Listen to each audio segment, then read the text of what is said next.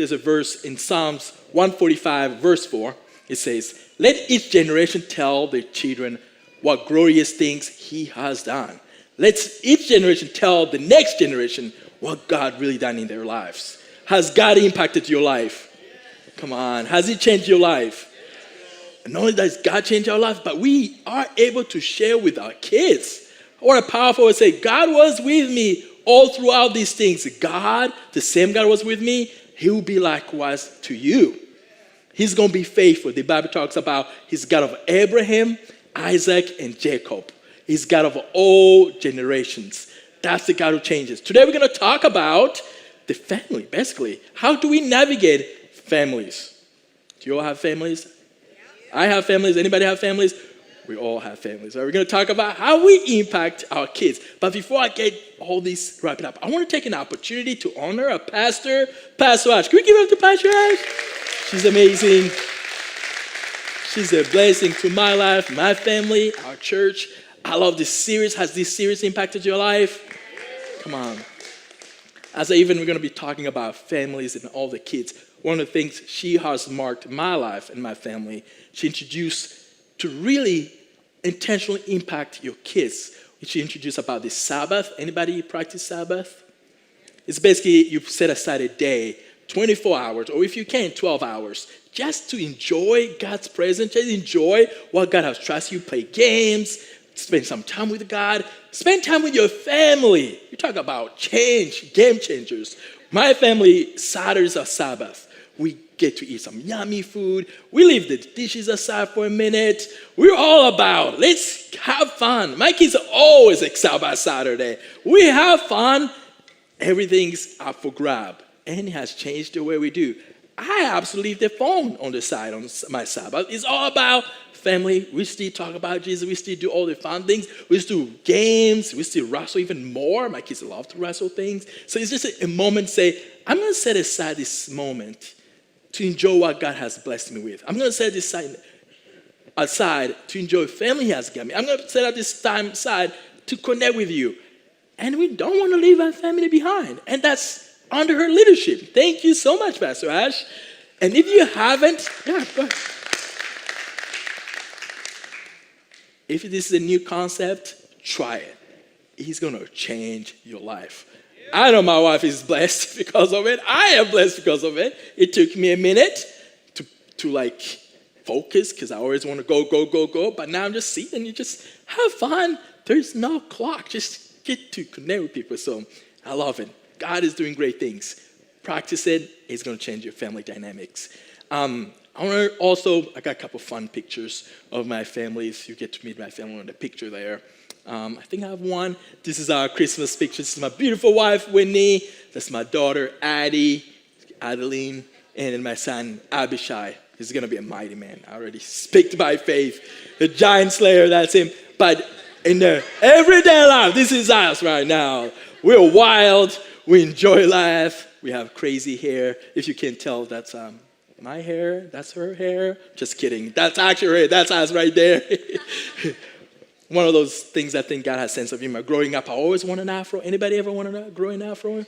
Yep, I feel you, brother. So I always wanted that. It never happened.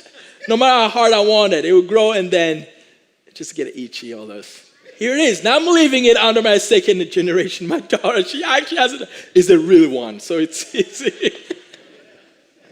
I think I have a couple more pictures. This is my family and my wife's families.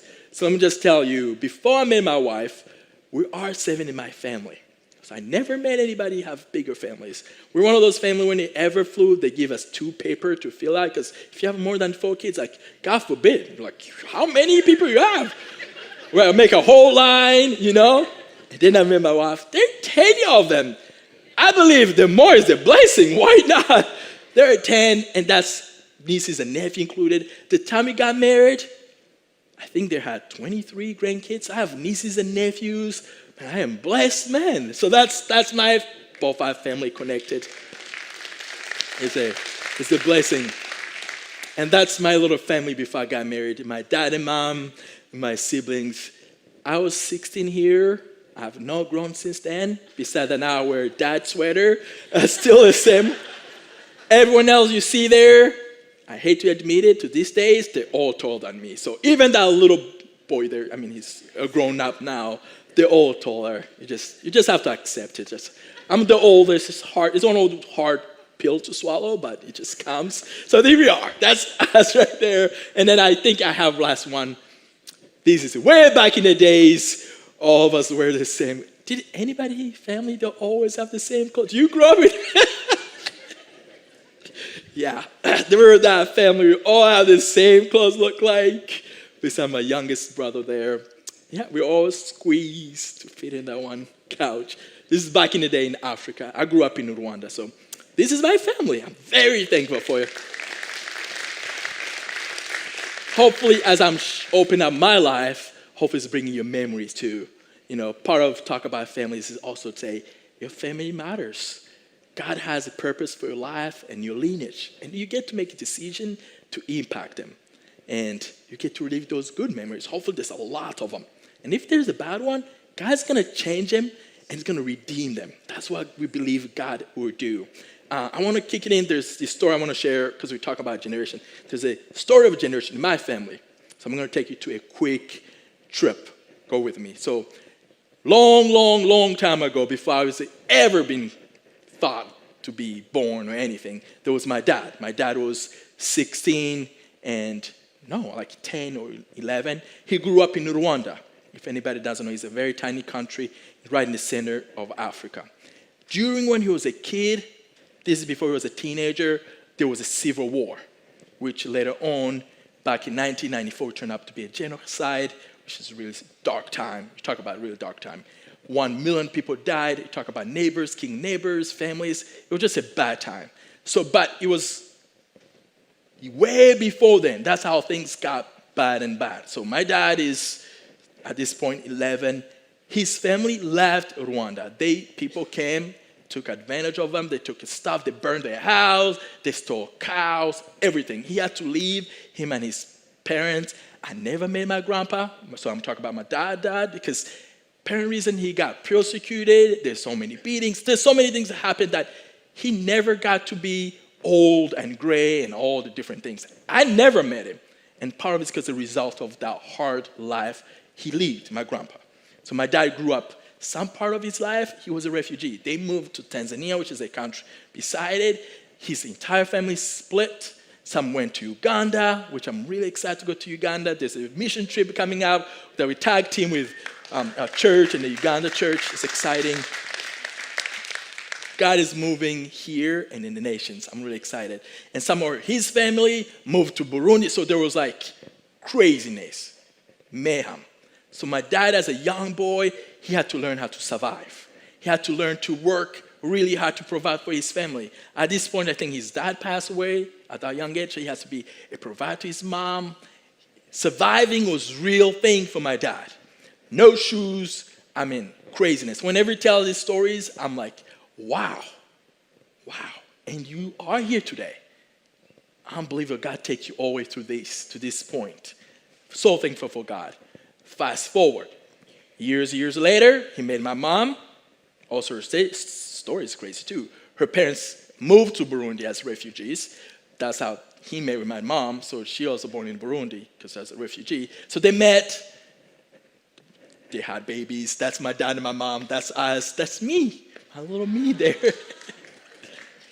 And that's me, my dad. He's, in my heart, is my hero. So that's us there. Way before, I think there was one brother at this point.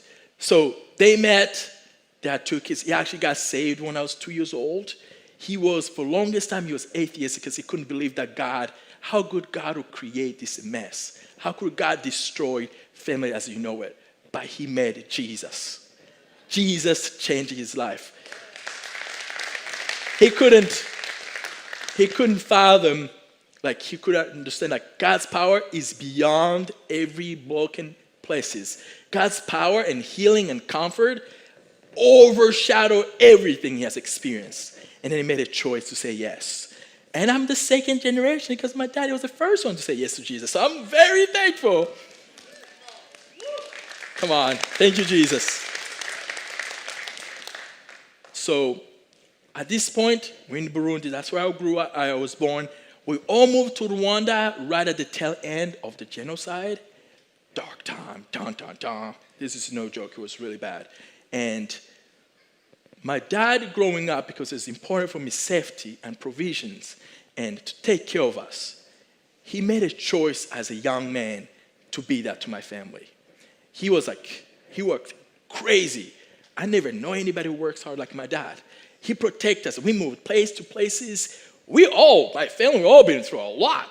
But yet my dad was the leading pack, place to places, comforting, all those things, like as much as he can.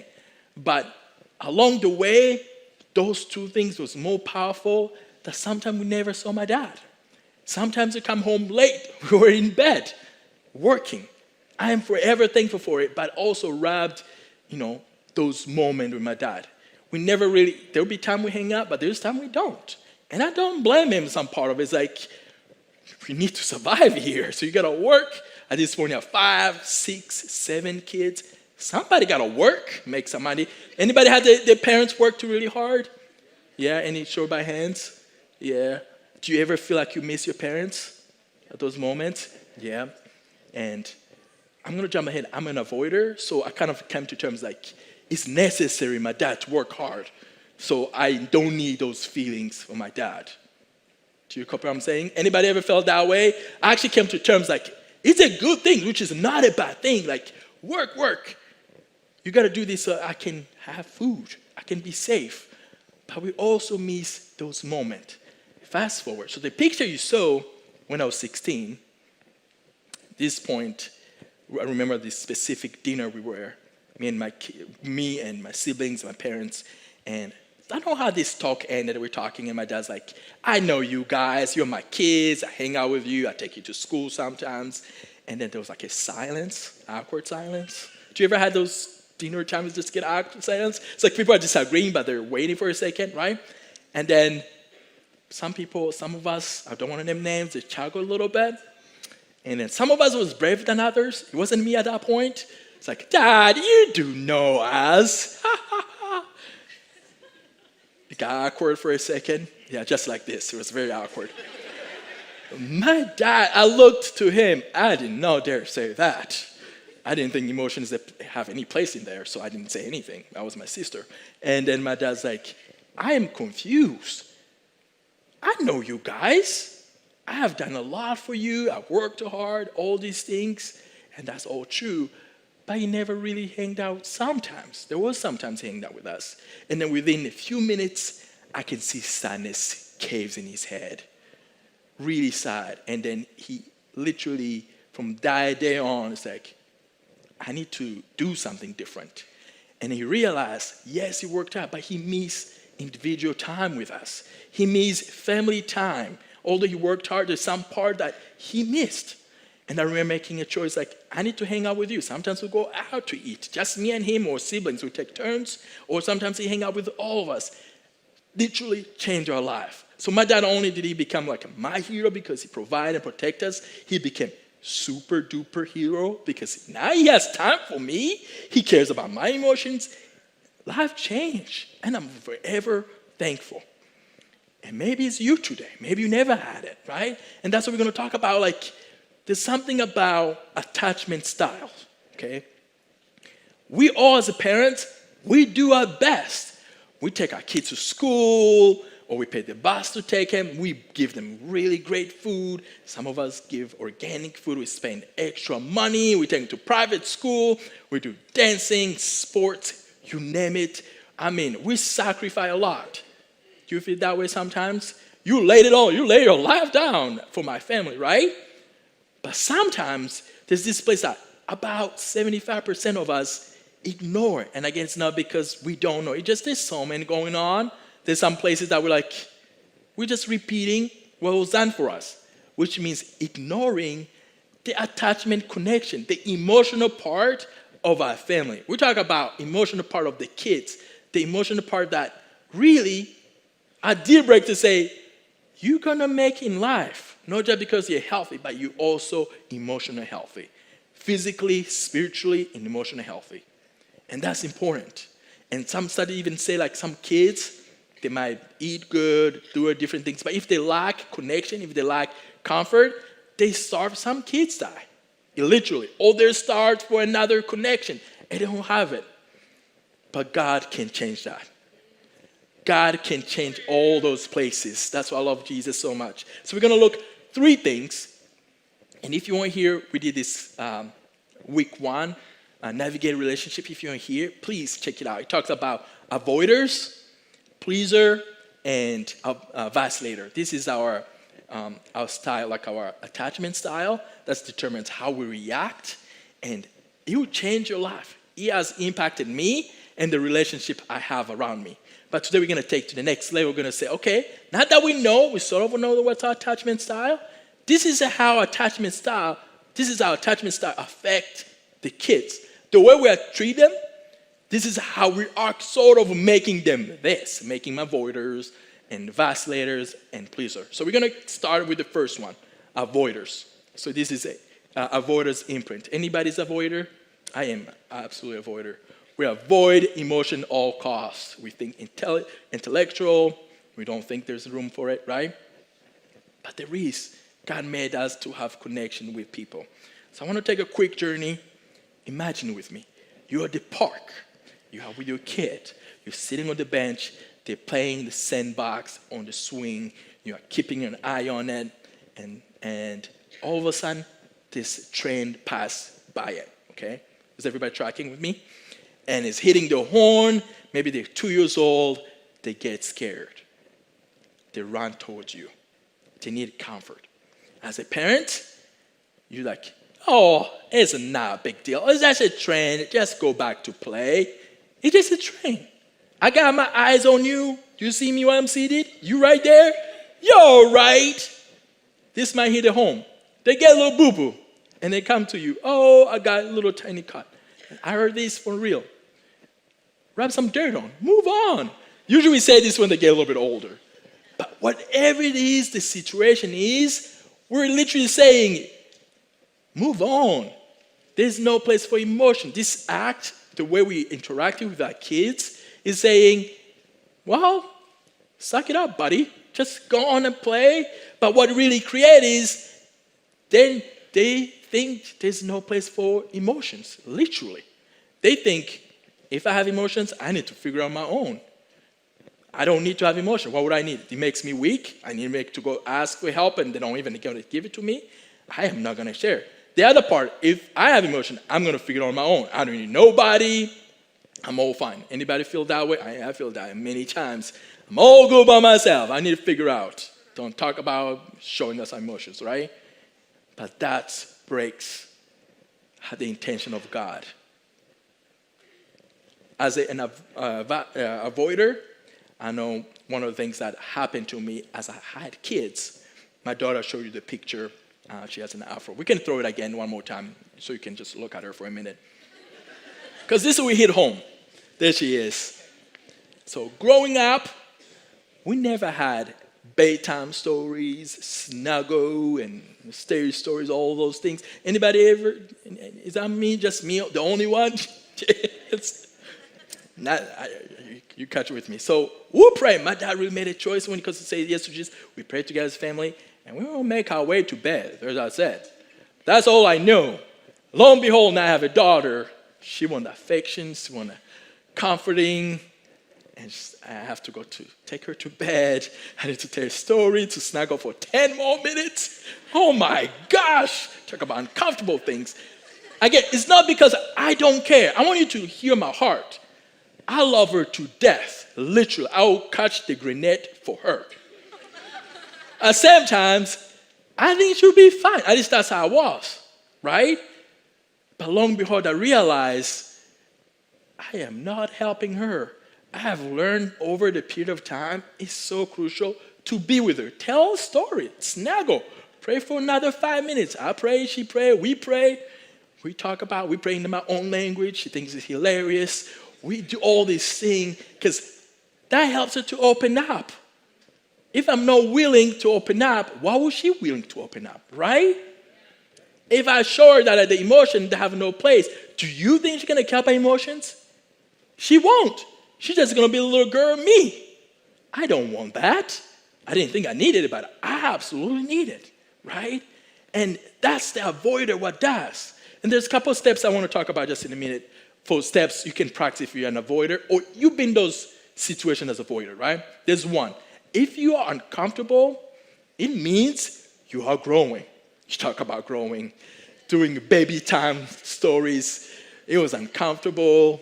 I've repeated it. My wife has helped me. I am so thankful for her. God knows what you need to help you, right? If you're uncomfortable, yeah, let's give it a... If you're uncomfortable, I'm going to say it one more time. It means you're growing. Lean in. I fight for it now. I love it so much now it's not uncomfortable anymore. I thrive on it. Sometimes we actually take way too long than it used to be, right? The second one, identify your feelings and talk about it. As avoiders, we don't like to talk about feelings. Nobody got time for that. Okay, let's move on, right? But yet it's so crucial. Talk about feelings. We need comforting.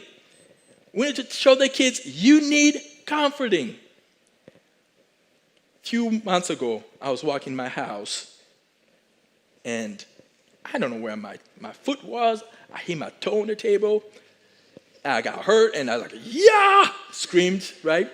I didn't realize my daughter was right there. The Afro girl. I call her Afro girl sometimes. She saw from the distance, Daddy, are you okay? You have a boo-boo? It's like, yeah, I'm fine. I'm okay. No, Dad, you hurt. Blood. Should have decided this whole thing about blood. It's like, no, I'm okay. I am fine. Just, I'm fine. No, Dad, you need help. I need to help you. I need to go get something. I need to kiss your boo-boo. I need to get this cool bandit with like all these things. Like she's going on and on. After a while, I just caved in. It's like, yes, I need help. She came to help me. It was a very emotional connection. Neither to say, we need to share emotion with our kids. And I remember the first week again with having a relationship, remember God pointing my finger in my heart. It's like, if you deny all these things, your daughter's going to be just like you. When did you get hurt? Do you think she's going to come to me? Absolutely not. May not even to anybody, because when I get hurt, what do? I am fine. I deal with it, right? That hit home really fast. Any parents any parents here? Imagine if your kids go through something, they never tell you. Because anytime you go through something, you try to figure it out on your own. You never help them to understand those things. Like, yes, daddy's side, mommy's side, I want to tell you. That's how we're creating avoiders. It was crazy. Thank goodness she taught me how. My 3-year-old daughter. Now we do it often. That's avoider imprint. Now let's talk about pleaser imprint. So now in the same story, you're in the park, you sit on the bench, the kid's playing, you keep your eye on it. For some reason as a parent, you had a lot of going on. Maybe you had a bad day at work. Maybe your home is not stable. Whatever the situation is. But the thing is, the kids, the kids can read, right? They can read your face, your reaction. The kid sees you, like mom and dad or whoever it is, they need help. The trend pass it, honk, honk. The kid gets scared, but does differently. This time comes to you to comfort you because you have stuff going on. They put aside their feelings because obviously mom needs more help. Obviously dad needs more help. I don't have room for my help, my emotions. I need to help them. I need to be there for them. This is usually from the families that maybe you had somebody who need more attention, maybe siblings. You have to decide, I'm going to be the big person, although I'm little, to take care of my family, to take my mom. Or maybe you're in a chaos family where there's always fight and there's no peace. And you made this vow, says, I'm going to be the person who bring peace. My mom can never handle anything more. So, do I need help? Do I need comfort? Yes, but this, compared to this, not worth it. I'm going to help a person. Is anybody is a pleaser? You can relate to those things. But what really does is you realize your emotion really doesn't matter. You need to put other people first. You need to be the parents to your parents. That was never the intentions. We, the parents, we help our kids. That was the intentions. And whenever we are in those mode, we think the kids right now are more important. And again, I'm not downplay, like, you also have need. You have jobs. You have hurt. You have things to overcome. But found by God's grace, lean on God. He will heal those places. He will be your source. And you'll be able to help your kids. I'm not saying we need to create these superhero parents. I'm saying normal people desiring to grow and to expand what God is doing in their lives. I want to be confident who God created me and say, your feelings matter. Honey, how's your day? Yes, I had a bad day, but how's your day? I'm going to make room. I don't need my kid to always comfort me. I need to help you. The problem when they get older, they're going to treat everybody like that. I need to help other people. Their feelings going to bottle up. When it gets worse is when they try to help somebody and it never goes well, it's mayhem, it's explosion. And the problem is they usually blame themselves. I'm the reason why my dad was like this. I'm the reason my mom was like this. But it's not. It was not your burden to begin with. And I'm so sorry if you were that kid.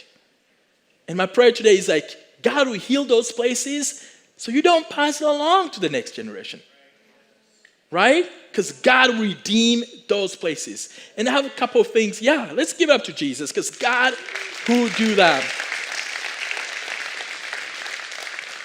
You don't want to struggle when the time to let your kids to go and marry somebody and move on. Like, oh, maybe I failed them. All these thoughts because you never let them be themselves because you have to take care of somebody and it was always a burden. It gets too heavy, literally. And again, it's our action sometimes. And the last one, and that is pleaser, imprint. So we saw avoider, and then we saw pleaser. Then in the last one is vacillator. Vacillator is a common one as parents we do this, or people in general. It's one of those, you're at the park, you actually keep your eyes on your kids, you engage, you see them, you actually like, hey, good job, nice building castle, nice swinging, great job out there. And all of a sudden they heard the train, they come to you, and as they're coming to you, they're talking to you, their phone ring, ring, and you look, it's your boss, or you look, it's like, this important call, I need to take it. All right, Addie, Addie's my daughter. Adeline, take a pause. I need to answer. This is very important. I need to answer this call real quick. Just hang for tight, right? And they still need you. You know they always need you all the time, right? The kids always need you all the time. It's totally. They see you, but they also want your comfort. And then you talk on the phone after a few minutes like, oh, honey, how's it going? You care for them, and you send them away. But the problem is we're sending confusing emotions. They're already in their mind saying, there's time, my parents have time for me to comfort me. There's times I'm the second thought. They have something better to do right now. It's confused. They love me or they love me not. They love me and they love me not. I don't know what to accept. I know they love me. And I know as a parent, I love my kids, but my action has been that before. The sad part, if you think about it, maybe you have a moment. Let's just take a second. Think of those. Maybe there's a moment coming in your head right now. I guarantee you can say, I wish I can do something different. Is anybody? Because I've been there. I wish I could play this differently. I wish, because I absolutely don't want to create a vacillator. I want to say, you matter more than anything. God first, my wife, and my kids, you next. I don't care. The job can wait. I can pick up their phone afterwards. God trusts that with our kids, right? And that's what we do sometimes. We do our best. But I want to encourage you, make room for them. And as a vacillator or customer to do vacillator actions, I want to tell you, be present with your kids. When you go to the park, be present. Play with them. I absolutely love Sabbath. Phone I put on the side, maybe sometimes I check it out to show the videos, but it's them. When you go to the park, put the phone away. You hang out with your kid, leave it aside. I know you got to keep up with your media. I know you got to keep up with your fans. They can't wait. It's a struggle. It's real. I got people waiting on me to respond. You know what I'm talking about? How about this one? This might strike a nerve. You know when teenagers, if they be honest with your kids, you can keep your straight eyes. If you're sitting with your kids, you don't have to look at them right now because this might be awkward if you're in this position. Because they identify that most adults, they're busy with your phones. That's all they know. By the way, my daughter, when she was born, like a little bit a while ago, she knew how to get them on my phone and the remote. This is so embarrassing, but it was true. Because I'll be on my phone, I'll take care of her, but I'll also be on my phone or my remote. Those things don't matter to them. Be available. This series has helped me like crazy. I put my phone on the side. It's okay. We're scrolling. Maybe you've been in the restaurant where you look at the side and the parents like on the phone, the kids like, I need help. They're like, no, I'll help you afterwards, right? Be available to them. Help. Literally. The good news is you can't change that. One of the things that I learned, anybody came to EXO conference, it was a marriage conference, it was awesome. The speaker said, I made an intentional choice. Every time I come to my house, I put the phone away. I don't ever come to my house on the phone because I want to be available. I don't want to come like I'm on the phone.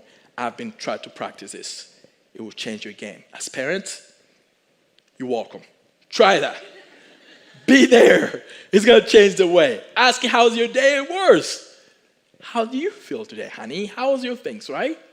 That will change things around. The other things, when you get mad, be sad instead of being mad. Often as a vacillator, when you do those actions, it's quick to jump on the biggest emotions, but like there's other things behind it.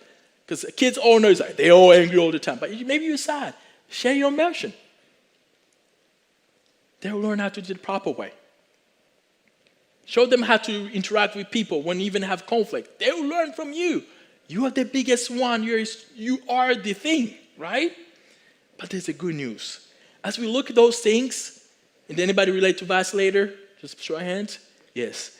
And this is where we're going to spend the rest of 2 minutes. Good news is God can change that. Come on. God can literally change that. Change all the rhythm, all the things to really say, you matter to me. There's this story in the Bible. Lots of people hanging out. Jesus is doing amazing miracles. He's hanging out. He came and sit and talking to people. And then some parents bring the kids. Those kids probably dirty hands. They've been playing around. And then they start like, no, you can't come here. The parents brought him to Jesus, right? They're like, no. Let's just look it up real quick. So it's Mark 10, 13 to 6. Some people were bringing little children to Jesus to have him touch them. But the disciples rebuked those who brought them to Jesus. And when Jesus saw it, he became furious, angry, upset. He said, and told them, let the little children come to me and stop keeping them away. Because the kingdom of God belongs to the people like these kids. I tell you all with certainty, whoever doesn't receive the kingdom of God as little children will never enter. Then after he had hugged them, he hugged the children, he tenderly blessed them as he lay his hands on them. That's very powerful. You talk about powerful. And we're going to look at 3 components of comforting. This is something that we can take steps to do something different. Look at verse 16. Then after he had hugged the children. This is touch. Could you say with me, touch? Yeah, if you're sitting by your kids, just give them a quick squeeze. Hug them really quick. That's right. It's hug your kids, offering them appropriate physical touch. Jesus hugged them like a really good hug. He loved them. Parents, we can never hug our kids much. Hug them over and over. Dad, dude, let me tell you, we need to hug our kids. I get it. Maybe our parents never hugged us. Maybe we feel certain ways. But we want to ask Jesus. It might be uncomfortable to hug our kids sometimes, but it's so crucial. Connect with them. Be a man. Moms, hug your kids. Well, how many times should you hug your kids? How many? Anybody want to give it this one? Many times. Unlimited. You can never go wrong with hugging your kids. Jesus hugged them. The secondly, words. He listened and speak healing to them. Jesus, the verse, he tenderly blessed them. He means he pray over them. He blessed them. He used his words. Parents, use your words to speak life to them. Let not be the parents always see us fight or other things happen, but we never take time to bless them, to talk about them. Talk to them. It makes a difference. Thirdly, relief just means they're left happy, rejoicing, because Jesus made time for them. How often do we make time for the kids? We can't change that. Touch, speak, and relief. Let's just rewind back to that story we talked about, the park. This is a different story now. Now as a parent, you see the kids playing, you're on the bench, and the train comes running, and the kids screaming and come to you sad. And as a parent, like, okay, come to me. You let them sit on your lap. You say, I'm sorry, honey. You cover their ears. You comfort them. Maybe they're crying. Maybe they're scared. Like, I'm here. You comfort them, then you speak to them. You hold them for a minute until they're like, okay, I'm fine. Then you send them away. That's what's true way to connect with them. They're going to leave feel comforted. They're going to leave feel like, oh, I am on top of the world. My mom, my dad loves me.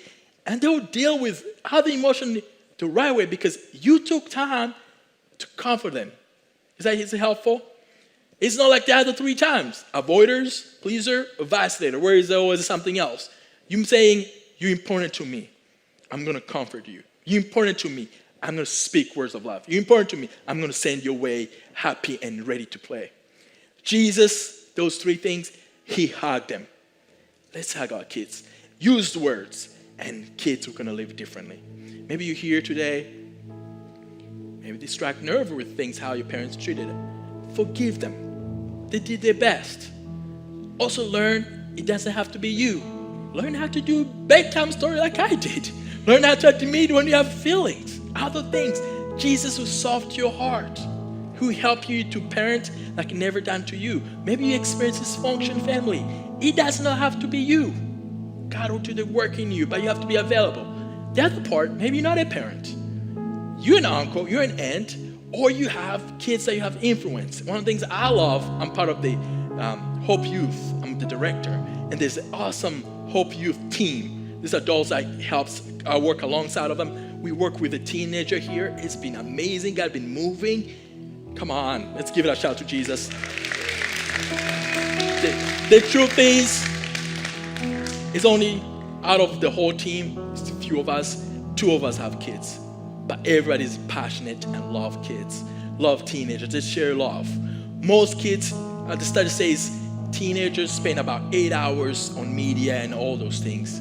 They try to give them room to say, tell me, what should I identify myself with? Tell me this. They look for approval. We should be the people, tell them who they are. We know Jesus.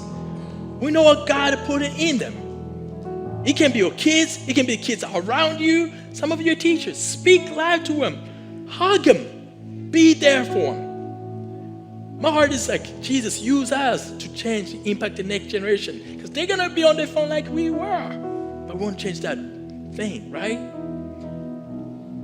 We are the people who's going to connect. We're the people who's going to make a difference. But this story is bigger. This story is about you too. As Jesus was talking to his kids, he was also speaking to you. Come to me. I'm going to give you a hug. I'm going to care for you. There's a verse, Matthew 11:28. Jesus is speaking. Come to me, all you who are weary and burdened, and I will give you rest. If you're burdened, come to Jesus. He's going to give you rest. He's going to give you rest for your soul. Just like those kids, he's saying to you today, come to me. It doesn't care what you're going through, what you've been through. Jesus didn't care about how much dirt they've been playing and all the dirty things. He just loved on them. Jesus wants to love on you, let me tell you.